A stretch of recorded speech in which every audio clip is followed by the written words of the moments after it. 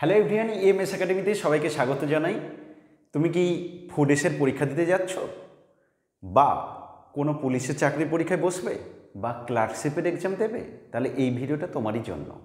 Food SI 2019-এ যে ম্যাথের কোশ্চেনগুলো ছিল, সেই কোশ্চেনগুলো আমি ডিটেলসে আলোচনা করে দেবো।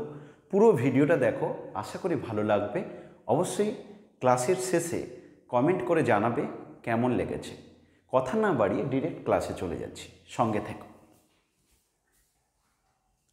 ফুড এসআই 2019-এ যে 50খানা ম্যাথের উপর কোশ্চেন ছিল, সেখানে একটা দুটো রিজনিংয়ের প্রবলেম ছিল। তো তারই একটা প্রবলেম হচ্ছে সিরিজের একটা প্রবলেম, যেটা ম্যাথের মধ্যেও ধরা হয়, রিজনিংয়েও থাকে। প্রবলেমগুলো করতে গেলে কি করব? দেখো, একটা কোশ্চেন দিয়েছে 12, 16, 32, 68 এইভাবে। দেখছি আমি খুব অল্প অল্প করে বাড়ছে। 4 বেড়েছে, তারপর আবার দেখলাম 16 বেড়ে গেছে, তারপর দেখছি মানে ধীরে ধীরে একটু বেশি বাড়ছে। প্রথমে অল্প বেড়েছিল, তারপর বাড়ছে, এইভাবে চলছে। 90% ক্ষেত্রে দেখা গেছে যে এই যখন আমরা সিরিজের প্রবলেম করি, সেখানে গ্যাপ প্রসেস যদি ব্যবহার করি, তাহলে 90% প্রবলেম সলভ হয়ে যায়। বাকিদের ক্ষেত্রে প্র্যাকটিসের উপরে আমাদের একটু তাড়াতাড়ি হয়। অনেকগুলো স্ট্র্যাটেজি আছে, সেটা ডিটেলস ক্লাস দেখতে গেলে অবশ্যই নিচে কমেন্ট করবে, ডিটেলসের লিঙ্ক দিয়ে দেব। কিন্তু যদি তুমি 90% ক্ষেত্রে পেয়ে যাবে যে টাইপটা, আমি সেইভাবেই এটা সলভ করানোর চেষ্টা করছি। দেখো, আমি কি করব, এই প্রবলেমটা সলভ করতে গিয়ে শুধুমাত্র আমি এই নাম্বারগুলোর মধ্যে গ্যাপটা বের করার চেষ্টা করব। মানে কি, 12 আর 16 এই দুটোর মধ্যে যদি গ্যাপ নেই, তাহলে আমি দেখতে পাচ্ছি কত হচ্ছে 4। 16 আর 32, 16 আর 32, তার মধ্যে যদি গ্যাপ নেই, সেটা হচ্ছে 16। 32 আর 68, তাদের মধ্যে গ্যাপ হলে 32, 32, 64, 4, 68, মানে এটা হয়ে যাচ্ছে 36। 68 থেকে 132, তাদের মধ্যে যদি গ্যাপ বের করতে চাই, তাহলে হয়ে যাচ্ছে 64। এই যে আমি গ্যাপ বের করলাম, এখান থেকে আমি একটা আইডিয়া ব্যবহার করতে পারবো। এখান থেকে কোনো না কোনো আমি একটা আইডিয়া পেয়ে যাব। যেমন 4, 16, 36 দেখতে পাচ্ছি, সঙ্গে সঙ্গে মাথা কাজ করে যাচ্ছে, এটা কারোর না কারোর একটা স্কোয়ার। কার স্কোয়ার? 2-এর স্কোয়ার। এটা দেখতে পাচ্ছি 4-এর স্কোয়ার। এটা দেখতে পাচ্ছি 6-এর স্কোয়ার। এটা দেখতে পাচ্ছি 8-এর স্কোয়ার। ও মা, আমরা তো বুঝেই গেছি যে এগুলো তার মানে ইভেন নাম্বারগুলো স্কোয়ার হয়ে যাচ্ছে। তার মানে তুমি বুঝতে পারছো এখানে যে নাম্বারটা হবে, সেই নাম্বারটা এবং 132-এর মধ্যে যে গ্যাপটা হবে, সেটা কি হবে? 10 স্কোয়ার। 10 স্কোয়ার মানে কত? 100। তাহলে 132-এর সাথে 100 যদি যোগ করি, তাহলে এখানে যে নাম্বারটা হবে, সেটা হবে 232। অপশন বি হবে রাইট অ্যান্সার। কি করলাম আবারও বলছি, সবার প্রথমে আমি নাম্বারগুলোর মধ্যে গ্যাপ লিখে দিলাম। 90% ক্ষেত্রে আমি এই গ্যাপ টেকনিকে প্রবলেম করে ফেলবো। কিছু কিছু ক্ষেত্রে এক্সেপশন থাকে। তো আমি গ্যাপ করলাম, দেখলাম 4, 16, 36, 64। আমি সেইগুলো দিয়ে ভাবতে গেলাম যে এদের মধ্যে কিছু আছে কিনা। অনেক সময় হয় এদের আবার গ্যাপ করতে হয়, তাতেও চলে আসে অনেক সময়। তো আমি দেখতে পাচ্ছি নাম্বারগুলো, চিনতে পারছি যে এগুলো পূর্ণবর্গ সংখ্যা, 2 স্কোয়ার, 4 স্কোয়ার, এবং কাদের না ইভেন নাম্বারগুলো 2, 4, 6, 8 তাদের স্কোয়ার হচ্ছে। তার মানে পরেরটা 10 স্কোয়ার হবে। 10 স্কোয়ার মানে 100। তো 132-এর সাথে 100 যোগ করলাম, হয়ে গেল। আশা করি বুঝতে পেরেছো। কমেন্ট বক্সে কমেন্ট করে জানাও যে হ্যাঁ স্যার বুঝেছি। চলে যাচ্ছি পরের কোশ্চেনে। পরের কোশ্চেন কি দিয়েছে দেখো, সুরেশ 800 টাকা ধার করে 6% সুদে, মানে 800 টাকার 6%। আমরা সুদের প্রবলেম করতে গেলে নর্মালি যে ফর্মুলাটা ব্যবহার করি, সেটা হচ্ছে সরল সুদের ক্ষেত্রে I = PTR/100। অনেক সময় কিন্তু এই ফর্মুলা ব্যবহার করার দরকারই পড়ে না, আমরা অঙ্ক এমনিই করতে পারি। ঠিক আছে, চলো এটা কি দিয়েছে পুরোটা পড়ে নিই একবার। সুরেশ 800 টাকা ধার করে 6% সুদে, এবং নরেশ 600 টাকা ধার করে 10% সুদে কত সময় পরে উভয়ের ঋণ পরিশোধের পরিমাণ সমান হবে। এই যে কথাটা বলেছে না, ঋণ পরিশোধের পরিমাণ, মানে ধরো কথার কথা, তুমি কারোর কাছ থেকে তুমি 100 টাকা ধার নিয়েছো। এবার তুমি বললে যে তাকে 10% সুদ দেবে, তারপর তুমি তার ঋণটা পরিশোধ করবে। তো ঋণটা যখন তুমি শোধ করতে যাবে, তখন তুমি নিশ্চয়ই আসল আর সুদ দুটো মিলে দেবে। এমনটা নিশ্চয়ই করবে না শুধু তাকে সুদটা দেবে। তাই এখানেই মজার বিষয় যে এই জায়গাটাতে আমাকে খেয়াল করতে হবে, ঋণ পরিশোধের পরিমাণ সমান হবে। কথাটা বলছে মানে দুজনের সুদ আসল সমান হবে। মানে আমি যদি প্রথম জনের সুদটা বের করি তাহলে প্রথম জনের আসল কত 800 টাকা, তার সুদ কত হবে আই সমান পিটিআর বাই 100, তার মানে হচ্ছে 800 ইন্টু টাইমটা যদি আমি টি রেখে দেই, টাইমটা যদি টি রেখে দেই, রেট পার্সেন্ট দেওয়া আছে কত 6, নিচে হচ্ছে 100। এইটা জানাচ্ছে প্রথম জনের সুদ প্লাস আসল। প্রথম জনের এটা আসল, এটা সুদ। এই যে সুদ আসলটা সেইটা কি হবে দ্বিতীয় জনের যেটা সুদ আসল হবে তার সমান হবে। তাহলে দ্বিতীয় জনের কত হবে, দ্বিতীয় জনেরটা আছে 600, তার সাথে কি আছে প্লাস কত বলেছে 10%, 10% মানে 600 ইন্টু একই টাইম লাগবে, টাইমটা দুজনের সেম, রেট পার্সেন্ট হচ্ছে 10 বাই 100। দেখো পরিষ্কার বুঝতে পারছো 100 দিয়ে কাটবে এটা। তাহলে এখান থেকে তুমি পেয়ে যাচ্ছ এদিকে 800, আর এইটা দাঁড়াচ্ছে দেখো 48T 48T, আর এখানে আছে দেখো 600, এটা দাঁড়াচ্ছে তোমার 60T। ঠিক আছে, তাহলে তুমি এবার কি কাজ করবে, এখান থেকে যেগুলো যেগুলো টি দিয়ে আছে তাদেরকে একদিকে রাখো, যেগুলো যেগুলো এমনি সংখ্যা আছে তাদেরকে একদিকে রাখো। এই কারণে আমি 600কে এদিকে পাঠিয়ে দেব। তাহলে 800 আছে, 600 এদিকে চলে এলো, আর ওদিকে 60T ছিল, আমি 48Tকে ওদিকে পাঠিয়ে দিচ্ছি। তাহলে ওদিকে গেলে মাইনাস হয়ে গেল। তাহলে এই মুহূর্তে আমি যেটা পাচ্ছি, দেখো এদিকে হচ্ছে 200, ওদিকে দাঁড়াচ্ছে 12T। তার মানে আমি যদি কাটাকাটি করি তাহলে 4 দিয়ে যাবে, 4 3 12, 4 50 200, টির মান দাঁড়াচ্ছে 50/3, যাকে পূর্ণে যদি প্রকাশ করতে যাও 3 16 48, 16 পূর্ণ 2/3, এইটা হবে তোমার রাইট আনসার। 16 পূর্ণ 2/3 বছর পরে দুজনের সুদ আসল সমান হয়ে যাবে। কি বললাম আর একবার রিপিট করে দিচ্ছি, ঋণ পরিশোধের পরিমাণ সমান, এই কথাটার মানে কি বুঝবো, ঋণ পরিশোধের পরিমাণ সমান মানে এর সুদ আসল আর ওর সুদ আসল সমান। ঋণ পরিশোধের পরিমাণ সমান এই কথাটার মানে কি বুঝবো না, প্রথম জনের সুদ আসল যা হবে দ্বিতীয় জনের সুদ আসল তাই হবে। তো আমি লিখেছি আসল প্লাস তার সুদটা, টাইমটাই বের করতে বলছে কত টাইম পরে দুজনের সেইটা সমান হয়ে যাবে। দেখো বেসিক্যালি বুঝতেই পারছো এ 800 টাকা এ 600 টাকা, শুধু আসল সমান নয়, এখানে বেশি সুদ দেওয়া হচ্ছে 10% আর এখানে সুদ কম দেওয়া আছে, সেই কারণে কোনো না কোনো সময় সুদ আসল সমান হয়ে যাবে। সেই টাইমটাই বের করতে বলছে কোন সময় দুজনের সুদ আসল সমান হবে। এই জন্য দুটো জায়গায় টি লিখেছি। তাহলে এখানে পিটিআর বাই 100, এখানেও পিটিআর বাই 100 করেছি। এদিকের ক্যালকুলেশন করে যা পেলাম 800 প্লাস 48T, ওদিকের ক্যালকুলেশন করে পেলাম 600 প্লাস 60T, দুটো সমান। টিগুলোকে একদিকে করো আর নাম্বারগুলোকে একদিকে করো, সেখান থেকে টির মান পেলাম 50/3। 50কে যদি 3 দিয়ে ভাগ করো তাহলে তুমি সেখানে পেয়ে যাচ্ছ 3 16 48, তাহলে 16 পূর্ণ 2/3, তাই অপশন ডি হচ্ছে রাইট আনসার। আশা করে বুঝতে পেরেছ। চলো পরে কোশ্চেনে কি বলছে, কিছু পরিমাণ টাকা একটা নির্দিষ্ট হারে সরল সুদে বিনিয়োগ করা হলো 3 বছরের জন্য। তাহলে টাকাটা কত সেটা জানা নেই, আমরা সবসময় যেটা টাকাটা থাকবে তাকে 100% ভাববো।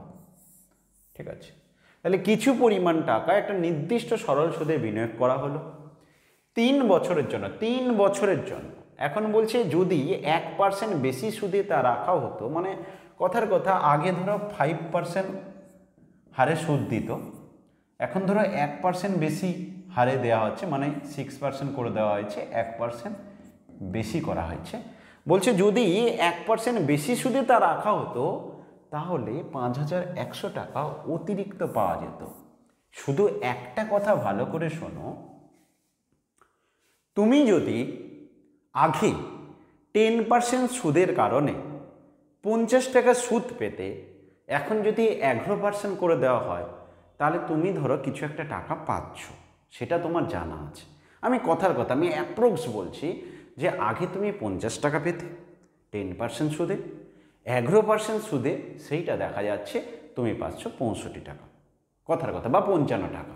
ঠিক আছে, তাহলে 10% সুদে তুমি পাচ্ছে 50 টাকা, 11% সুদে তুমি পাচ্ছ 55 টাকা। তার মানে অতিরিক্ত টাকাটা কত পেলে না স্যার 50 টাকা আর 55 টাকা মানে অতিরিক্ত টাকা 5 টাকা পেলাম। তাহলে এই যে অতিরিক্ত টাকাটা 5 টাকা পেলে কি কারণে? 1% সুদ বেড়েছে বলে। তাহলে 1 বছরে 1% সুদ বেড়েছে বলে 5 টাকা তুমি বেশি পাচ্ছ। এখানে যখন কোশ্চেনে বলা আছে যে 1% বেশি সুদ দেওয়াতে অতিরিক্ত 5100 টাকা পাচ্ছে, কখন? 3 বছরের জন্য। তাহলে প্রতি বছর যদি 1% করে বেশি দেওয়া হয়, তাহলে 3 বছরে 3% বেশি দেওয়া হচ্ছে। সেই 3% বেশিটা যেটা, সেটাই তো অতিরিক্তটা। এই অতিরিক্ত টাকাটা পাচ্ছে কখন? 1% করে বেশি দেওয়ার জন্য। প্রতি বছর 1% করে এক্সট্রা দিচ্ছে। প্রথম বছর 1%, পরের বছর 1%, তারপর 1% সরল সুদের অঙ্ক। তাহলে 3% টোটাল এক্সট্রা পাচ্ছ অতিরিক্ত, আর সেই টাকার অ্যামাউন্টটা এটা বলা আছে কোশ্চেনে। তাহলে আমি কি লিখতে পারি না ডিরেক্ট যে 3% মানে 5100? তাহলে ওই অর্থের পরিমাণটা টোটালটা যদি জানতে চাই, তার মানে 100% মানে কত হবে? দেখো 3% যা রেজাল্ট হবে 100% অবশ্যই রেজাল্ট বেশি হবে। তাহলে সেটা কত হবে? বেশি যদি রেজাল্ট হয়, আমি কি শিখিয়েছি তোমাদেরকে?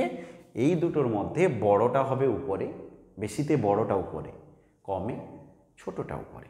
তাহলে এই দুটোর মধ্যে 100/3 লিখব। 3 দিয়ে কাটো, 17 শূন্য।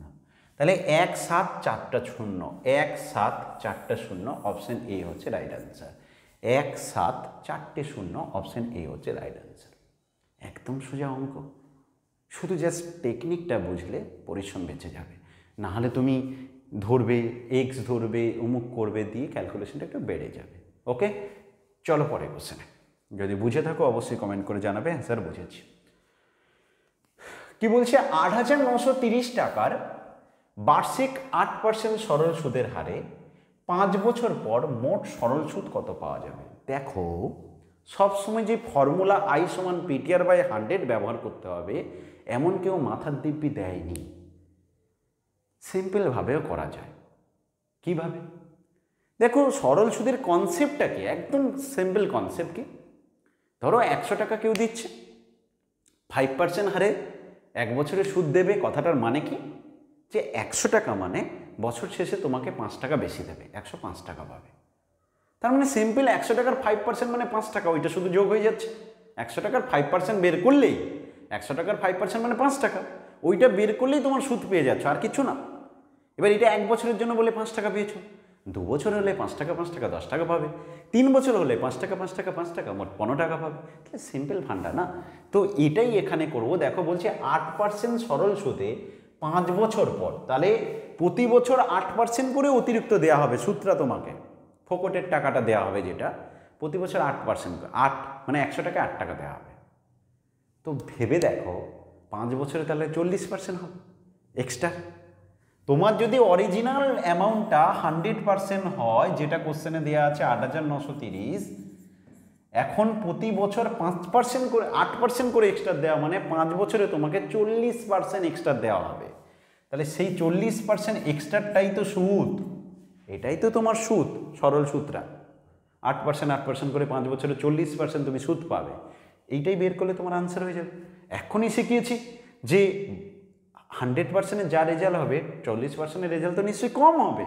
রেজাল্ট যদি কম হয় তাহলে কম বাই বেশি, একদম ঠিক বলেছ।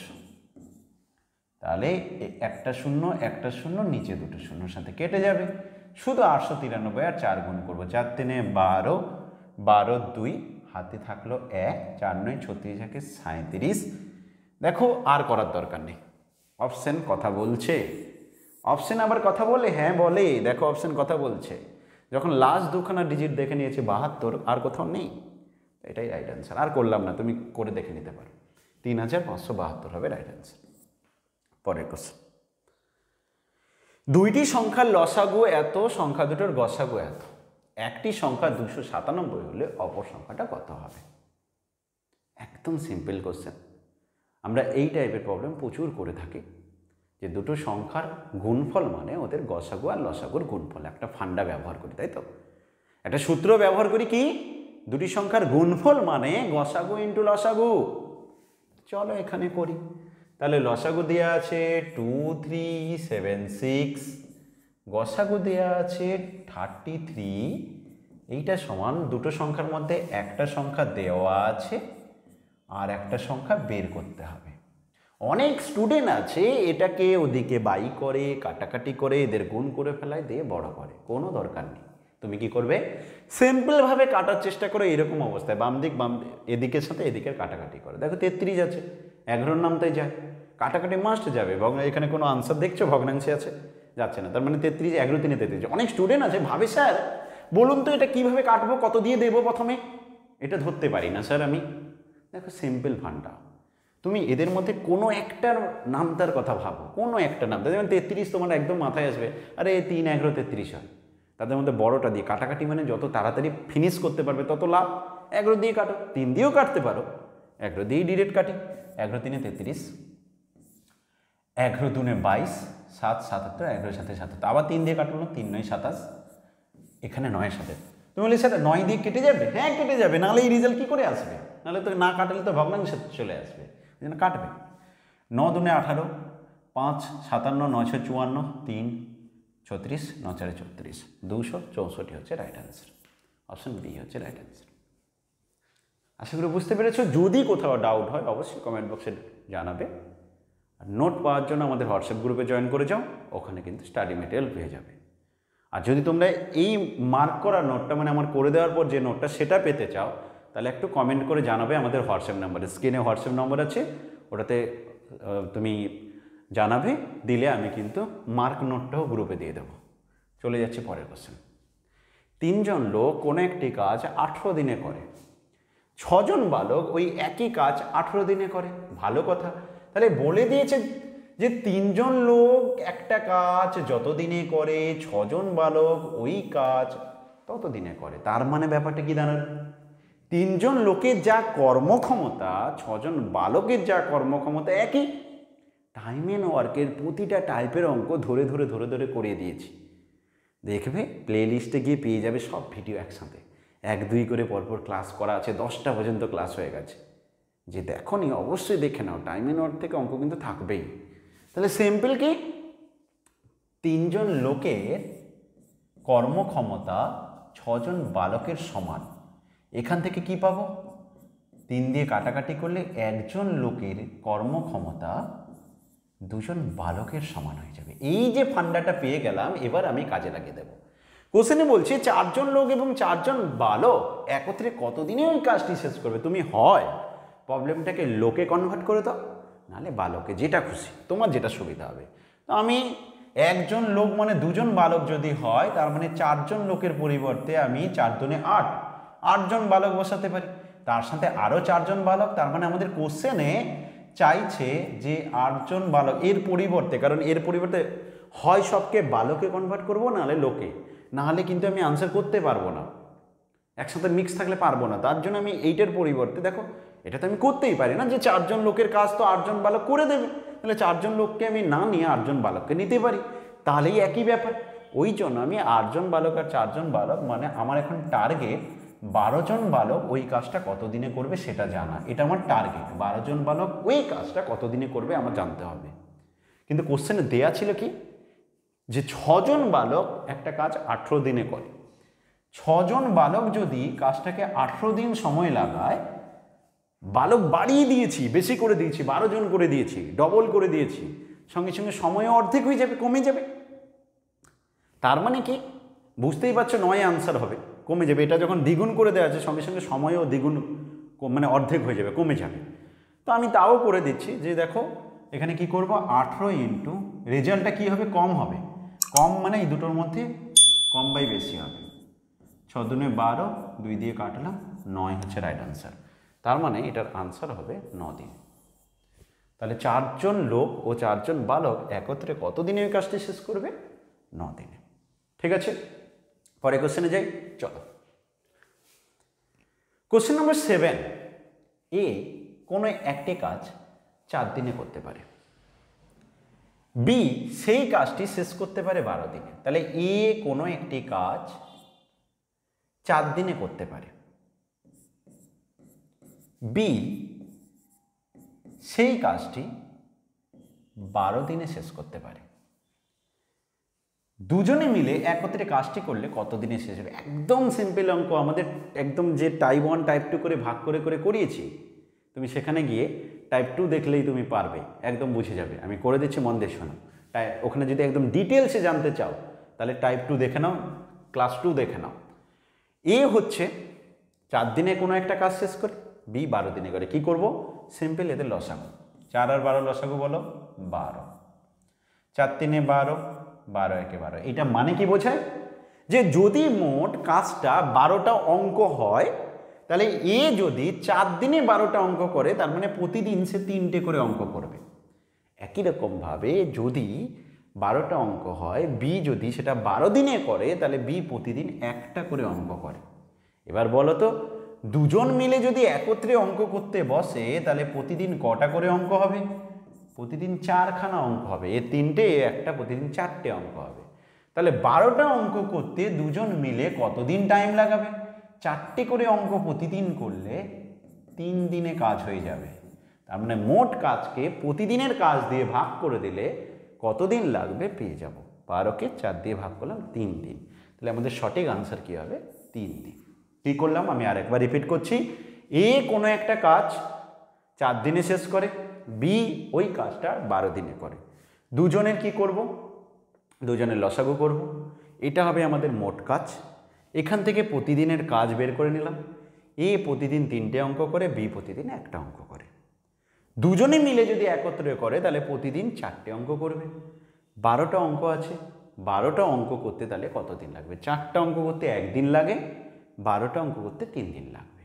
বুঝে গেছো? চলো পরে কোশ্চেনে। Question number 8। একটা কথা বলে নিই কোশ্চেন নম্বর 8-এ যাওয়ার আগে। অনেক সময় কি হয়, তুমি যখন ক্লাসটা দেখছো তখন হয়তো দেখতে পাবে যে তুমি হয়তো ছবিটা ক্লিয়ার দেখতে পাচ্ছ না, তাহলে তখন বুঝবে তোমার নেটের কিন্তু নেট কোয়ালিটি কমে গেছে। তখন সেটিংয়ে ক্লিক করে অ্যাডভান্স কোয়ালিটিতে ক্লিক করে অ্যাডভান্স করে ওখানে তুমি কোয়ালিটিটা বাড়িয়ে নেবে, তাহলে কিন্তু ক্লিয়ার দেখতে পাবে। ঠিক আছে? ছবি কিন্তু অস্পষ্ট হবে না, ক্লিয়ার দেখতে পাবে। এটা করে নেবে।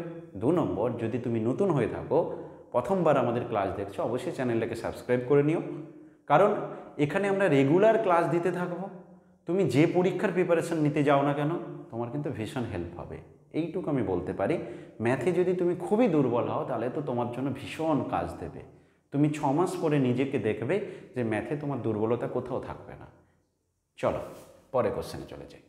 7 বছর পূর্বে এ এবং বি এর বয়সের অনুপাত হচ্ছে 3:4। তাহলে 7 বছর আগের ঘটনা কি দেওয়া আছে? বয়সের অনুপাত আছে 3:4। 9 বছর পরে তাদের বয়সের অনুপাত, এটা আগে আর এটা পরে। 9 বছর পরে তাদের বয়সের অনুপাত হচ্ছে 7:8। বি এর বর্তমান বয়স কত? অঙ্কটা আমি 2 রকমভাবে করে দেব। প্রথম হচ্ছে শর্টকাট টেকনিক। শর্টকাট টেকনিকে কিভাবে করব? দেখো, নর্মালি আমরা বর্তমান যে বয়সটা হয় সেটা তো বের করতে চাইছি।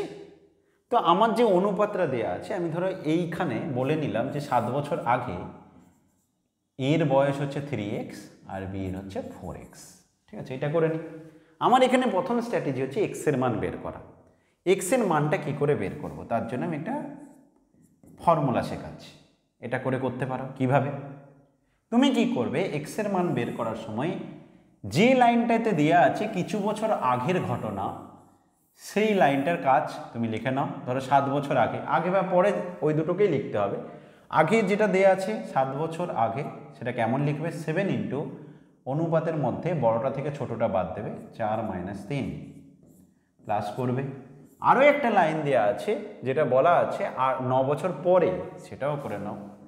9 ইন্টু 8 - 7। নিচে কি করবে? নিচে এই যে অনুপাতটা আছে এদের কোনাকুনি গুণ করে বিয়োগ করবে। 7 4 28 থেকে 24 বাদ দাও, 28 - 24 হয়ে গেছে। এখান থেকে তুমি x এর মানটা কত পাচ্ছ দেখো। x এর মান পাচ্ছ উপরে দাঁড়াচ্ছে 16, নিচে দাঁড়াচ্ছে 4, তো x এর মান পাবে 4। x এর মান যদি 4 পাও, তার মানে 7 বছর আগে এর বয়স হবে 3 × 4 12। 7 বছর আগে বি এর বয়স হবে 4 × 4 16। কিন্তু আমাদের জানতে চাইছে বর্তমান বিয়ের বয়স। বর্তমান মানে এটা 7 বছর আগে যদি 16 হয় তাহলে বর্তমান পেতে গেলে 7 যোগ করে দেব। তাহলে 16-র সাথে 7 যোগ করে দাও, বর্তমান বয়স হবে 23। তাই তোমার সঠিক আনসার হবে 23 বছর। তাহলে কি করলাম, আরেকবার রিপিট করছি। এক্স এর মান বের করার জন্য কিছু বছর আগের যে ঘটনা সেই লাইনটার কাজ আগে করলাম উপরে, 7 ইন্টু তাদের ওই অনুপাতে গ্যাপটা লিখে ফেললাম। তারপর 9 বছর পরে যে লাইনটা দিয়েছে সেটা লিখলাম 9 ইন্টু ওখানেও অনুপাতে যে গ্যাপটা আছে লিখে ফেললাম। নিচে বাইতে কী করলাম, ওই অনুপাতে এই কোণাকুণি গুণ করে বিয়োগ করে দিলাম। এখান থেকে এক্স পেয়ে গেলাম, ওখানে গিয়ে মান বসালাম, মান বসিয়ে আমি 7 বছর বর্তমান যেহেতু জানতে চাইছি আমি 7 বছর আগে করেছি ওখানে বসিয়ে করে নিলাম।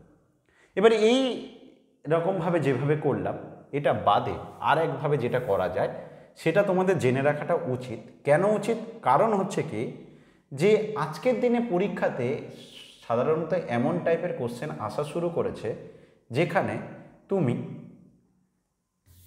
নর্মাল নিয়ম ছাড়া অনেক সময় অনেক অঙ্ক করতে পারবে না। মানে এমন একটা অঙ্ক দিয়ে দিল যেখানে তুমি যা যা টেকনিক শিখেছো, শর্টকাট টেকনিক, সেগুলো কোনোটা কাজেই লাগাতে পারছো না। এই সমস্যাটা খুব ফেস করতে হচ্ছে আজকের দিনে, কারণ যেহেতু প্রচুর কম্পিটিশান। সেই কারণে আমরা শর্টকাটের সাথে সাথে নর্মাল রুলটা যদি করি, নর্মালভাবে যদি করি, কি করে টাইম সেভ করব সেটা জানবো, তাহলে আমাদের সুবিধা হয়ে যাবে। ধরো এই কোশ্চেনটাতে আমাকে দিয়েছে আমি কি করতে পারি, দেখো 7 বছর আগের ঘটনা বলেছে। তাহলে 7 বছর আগে আমি ধরে নিলাম একজনের বয়স হচ্ছে 3x এ আর বি এর বয়স হচ্ছে 4x। ভালো কথা। তাহলে আমাকে বলো তাদের বর্তমান বয়স কত হবে। একজন হবে 3x + 7 আর একজনের হবে 4x + 7। আমাকে বলো 9 বছর পরে, 9 বছর পরে তাদের বয়স কত হবে। একজনের হয়ে যাবে 3x + 7-এর সাথে আরও 9 যোগ করলে হয়ে যাবে 16, আর একজনের হয়ে যাবে 4x + 16।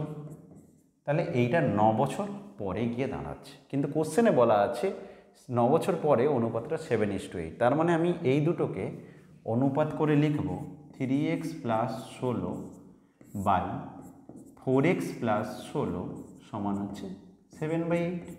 ঝামেলা মিটে গেল। এখান থেকে এক্স এর মান বের করবো। এক্স এর মান বের করার জন্য আমরা শর্টকাট স্ট্র্যাটেজি অ্যাপ্লাই করার চেষ্টা করব।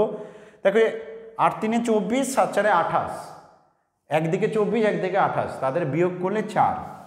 ঠিক আছে, 4x। এবার নাম্বারের ক্যালকুলেশন করব। নাম্বারে কত হচ্ছে 16 × 8 আর 16 × 7।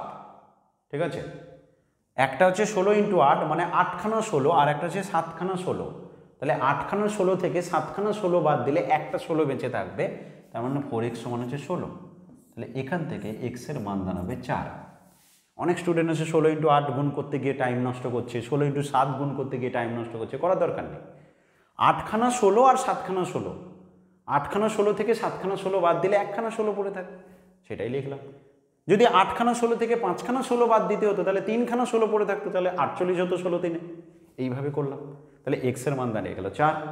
এক্স এর মান যদি 4 হয়, এবার তোমার কোনটা জানতে চাইছে, 7 বছর আগেরটা নাকি বর্তমানটা নাকি 9 বছর পরেরটা, যেটা চাইবে তুমি সেখানে বসাবে। তাহলে তোমাকে বর্তমানটা জানতে চাইছে এবং এর চাইছে না বির চাইছে, চাইছে বির, তাহলে এখানে বসাও। তাহলে 4 × 4 = 16 + 7 মানে হচ্ছে 23। তাহলে যাই দিক না কেন তুমি আরামসে পেরে যাবে। যদি ভালো লেগে থাকে অবশ্যই একটা কমেন্ট করে জানাও, কারণ তোমরা কমেন্ট করলে, তোমরা সাবস্ক্রাইব করে আমাদেরকে যদি একটু মোটিভেট করো তাহলে আমরা কিন্তু আরও বেশি ক্লাস দেবো এবং আমাদের ক্লাস দিতে ভালো লাগবে। পড়াতে ভালোবাসি, এটাকে ভালোবাসি খুব। তো তোমরা চাইলে না পুরো জীবন দিয়ে দেবো, কিন্তু একটু সাথে থেকো, একটু বন্ধুদের সাথে শেয়ার করো, বাকিদেরকে চ্যানেলটা শেয়ার করো, ওদেরকে ভিডিও দেখতে বলো না। ক্লাস ভালো লাগলে অবশ্যই থাকবে, যার লাগবে না সে থাকবে না। ওকে, চল পরে কোশ্চেন নম্বর 9। দেখো, পিতার বয়স পুত্রের বয়সের 9 গুণ এবং মাতার বয়স পুত্রের বয়সের 8 গুণ। এই যে দেখো এখানে এমন একটা কোশ্চেন দিয়েছে, পিতার বয়স পুত্রের বয়সের 9 গুণ, আবার মাতার বয়স পুত্রের বয়সের 9 গুণ। পিতা মাতার বয়সের যোগফল দেওয়া আছে পুত্রের বয়স। তুমি নর্মাল কোনো ফর্মুলা ব্যবহার করতে গেলে পারবে না, তোমাকে সিম্পল নিয়মে করতে হবে। সিম্পল নিয়ম কি? ধরে নাও পুত্রের বয়সটা হচ্ছে x, এবার বলছে পিতার বয়স পুত্রের বয়সের 9 গুণ, মানে পিতার বয়স কত হবে 9 গুণ মানে 9x, মাতার বয়স পুত্রের বয়সের 8 গুণ, তাহলে মাতার বয়স হবে 8x, এই হয়ে গেল। কোশ্চেনে বলছে পিতা আর মাতার বয়সের যোগফল 51, তাহলে এই দুটোর যোগফল মানে 17x, সেটা দেওয়া হচ্ছে 51, এখান থেকে x এর মান দাঁড়াবে 3। কোশ্চেনে জানতে চাইছে পুত্রের বয়স কত, পুত্রের বয়স তো x ছিল, তার মান তো 3, তাহলে পুত্রের বয়স হবে 3 বছর। আবার বলছি, পিতার বয়স পুত্রের বয়সের 9 গুণ, আবার মাতার বয়সও পুত্রের বয়সের 8 গুণ বলা আছে। তাহলে পুত্র দু জায়গায় কমন। অনেক স্টুডেন্ট বলে স্যার কাকে এক্স ধরবো, বুঝবো কী করে? দেখো, পিতার সাথে পুত্রের তুলনা করছি, মাতার সাথেও পুত্রের তুলনা করছি, তাহলে পুত্রেরটা জেনে গেলে পিতা মাতা দুজনের পেয়ে যাব, তাই পুত্রেরটাকে এক্স ধরলাম। তাহলে পুত্রের বয়স যদি এক্স হয়, পিতার বয়স হবে 9x, মাতার বয়স হবে 8x। মাতা পিতার যোগফল দেওয়া আছে, তাই এই দুটোর যোগফল 17x, সেটা লিখলাম 51, এখান থেকে x পেলাম 3। ঠিক আছে, চলো পরে question. Question number 10, A B এর তুলনায় 20% কম কাজ করে। এ কি করে? বি এর তুলনায় 20% কম কাজ করে। কথাটার মানে যদি বি 100টা অঙ্ক করে তাহলে এ 20টা অঙ্ক কম করবে, তার মানে 80টা করবে। তাহলে এ বি এর তুলনায় 20% কম কাজ করে, তার মানে বি যদি 100টা অঙ্ক করে এ 80টা করবে। এখন এখান থেকে অনুপাত যদি করি তাহলে 20 4 80, 20 5 100, 4:5। এটা কিসের? না, ওদের কর্মক্ষমতা, কাজের ক্ষমতা। মানে এ যদি 4টা অঙ্ক করে, বি করে 5টা। এখন বলছে যদি এ কোনো কাজ 7.5 ঘন্টায় শেষ করে, তাহলে বি ওই কাজটি কত ঘন্টায় শেষ করবে? সিম্পল ব্যাপার। আমরা জানি কর্মক্ষমতা। আবারও বলছি, টাইম অ্যান্ড ওয়ার্কের ক্লাস যদি না দেখে থাকো, অবশ্যই প্লে লিস্টে গিয়ে টাইম অ্যান্ড ওয়ার্কটা দেখে নাও, ঠিক আছে? আচ্ছা, এখানে আসি। কর্মক্ষমতার সাথে সময়ের যে ব্যাপারটা সেটা উল্টো হয়ে যায়। তার মানে এটা যেমন কর্মক্ষমতা আছে, সেক্ষেত্রে সময়ের ব্যাপারে সেটা কী হয়ে যাবে? উল্টে যাবে, তখন হবে 5:4। মানে একটা অঙ্ক করতে এর যদি 5 ঘন্টা লাগে, বি এ সেটা 4 ঘন্টা লাগে, এমন ব্যাপারটা হচ্ছে। এবার আমার এখানে কি বলছে, এ কোনো একটা কাজ করতে 7.5 ঘন্টা টাইম লাগে। মানে 5 যদি 7.5 ঘন্টাকে বোঝায়, 5 যদি 7.5 ঘন্টা মানে 15/2 কে বোঝায়, তাহলে 4 কতকে বোঝাবে? 5 যদি 15/2 কে বোঝায়, তাহলে 4 কতকে বোঝাবে? অবশ্যই কমকে বোঝাবে। কাটাকাটি করো, 2 দুনে 4, 5 3 15, 6 ঘন্টা হবে রাইট আনসার। তার মানে 6 ঘন্টা লাগবে কার? বি ওই কাজটা করতে। তাহলে এ যদি কোনো কাজ করতে 7.5 ঘন্টা টাইম লাগায়, বি ওই কাজটা, কারণ বি তো ফার্স্ট কাজ করছে না, বুঝতেই পারছো। এ 80টা অঙ্ক করলে বি 100টা তখন করছে, তাহলে বি ফার্স্ট কাজ করছে, ওর 7.5 ঘন্টা লাগলে এর লাগবে 6 ঘন্টা। ওকে, 8 আর 10 তো হবে না, কারণ বুঝতেই পারছো বি এর টাইমটা কম লাগবে। তো এখানে 8 10 তো 7.5 বেশি হয়ে যাচ্ছে, এই দুটো তো প্রথমেই ক্যান্সেল, এগুলো তো হবেই না। এই দুটোর মধ্যে কোনো একটা হতো, সেটাও পেয়ে গেলাম কোনটা হবে। ওকে, তো আজকে ক্লাস কেমন লাগলো অবশ্যই কমেন্ট করে জানাবে। যদি ভালো লেগে থাকে, তোমাদের কমেন্ট পেলে আমরা সাথে সাথে পরের ক্লাস আবার দিয়ে দেবো, ঠিক আছে? ভালো থেকো, প্রত্যেকে ভালো থেকো।